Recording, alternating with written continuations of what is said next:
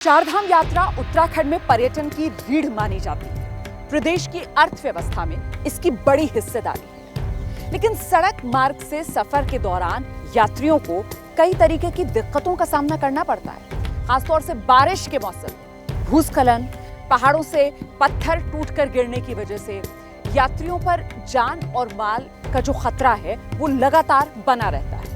अब मोदी सरकार की मंशा ये है कि इस चारधाम के सफर को 12 महीने मतलब हर मौसम में यात्रियों के लिए सुगम बना दिया जाए। देखिए, कहा यह जा रहा है कि एक बार अगर ये परियोजना पूरी हो जाती है तो फिर इसके कंप्लीट होने के बाद आने वाले करीब 200 साल तक इस सड़क मार्ग पर किसी तरीके की कोई दिक्कत नहीं आएगी।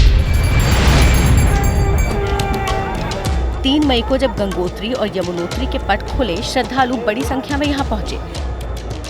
गंगोत्री धाम में सीएम पुष्कर सिंह धामी भी पहुँचे और पूजा में शामिल हुए।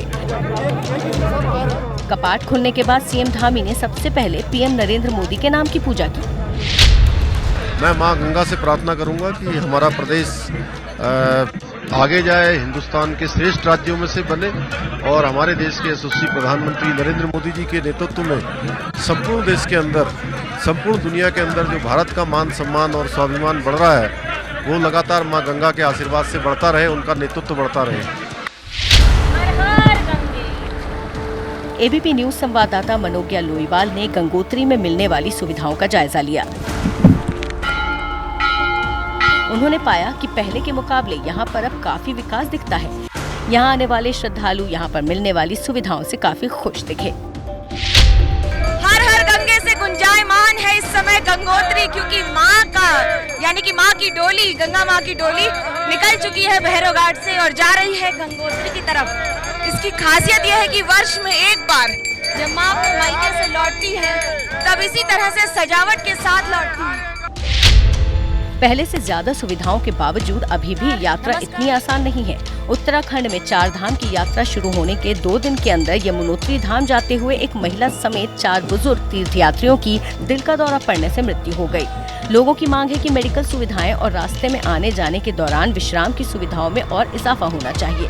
उम्मीद की जा रही है कि चारधाम रोड का निर्माण जब पूरा हो जाएगा तो सुविधाओं में और इजाफा किया जाएगा। चारधाम प्रोजेक्ट के तहत कुल 889 किलोमीटर सड़क का निर्माण किया जाना है, जिसका बजट करीब 12,000 करोड़ रुपए रखा गया है। इसमें हाईवे को चौड़ा कर चारों धामों, यमुनोत्री जाने वाले NH 94, गंगोत्री जाने वाले NH 108, केदारनाथ जाने वाले NH 109 और बद्रीनाथ जाने वाले NH 58 को आपस में जोड़ा जाता है। इस परियोजना को 53 छोटे छोटे हिस्सों में बांटा गया है, जिसकी जिम्मेदारी अलग अलग एजेंसियां संभाल रही हैं।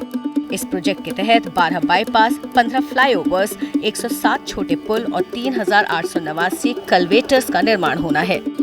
दिसंबर 2021 तक की रिपोर्ट्स के मुताबिक फिलहाल 647 किलोमीटर की सड़क पर काम चल रहा है, जिसमें से 565 किलोमीटर क्षेत्र में चौड़ीकरण का काम हो चुका है, जबकि 526 किलोमीटर क्षेत्र में पेंटिंग का काम भी लगभग पूरा हो चुका है।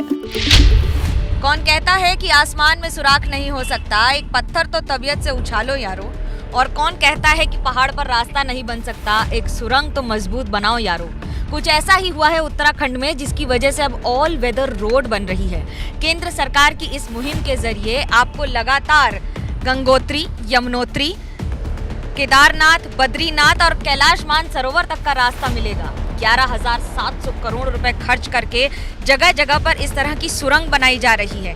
करीब 53 सिविल वर्क जारी हैं कई जगहों पर और ये 4 धाम नेशनल हाईवे जो 900 किलोमीटर लंबा होगा, उसमें जगह जगह पर आपको इस तरह की सुरंग से गुजरना होगा। पिछले कुछ वर्षों में उत्तराखंड की तस्वीर काफी बदल गई है। जैसे कि इस तरह की सुरंग, ऐसी करीब 61 सुरंग बनाई जा रही है केदारनाथ और बद्रीनाथ के रास्ते पर और करीब 21 रेलवे स्टेशन बनाए जा रहे हैं। ये सुरंग जमीन के नीचे नहीं बल्कि रास्ते के ऊपर है और गाड़ी वहां से घुसकर इस सुरंग से यहाँ से निकल जाती है।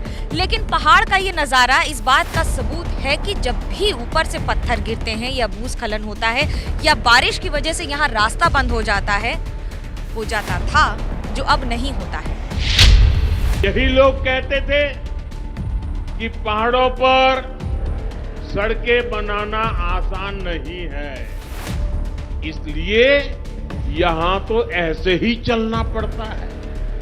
लेकिन आज उत्तराखंड में चारों धामों को जोड़ने के लिए ऑल वेदर रोड का काम चल रहा है।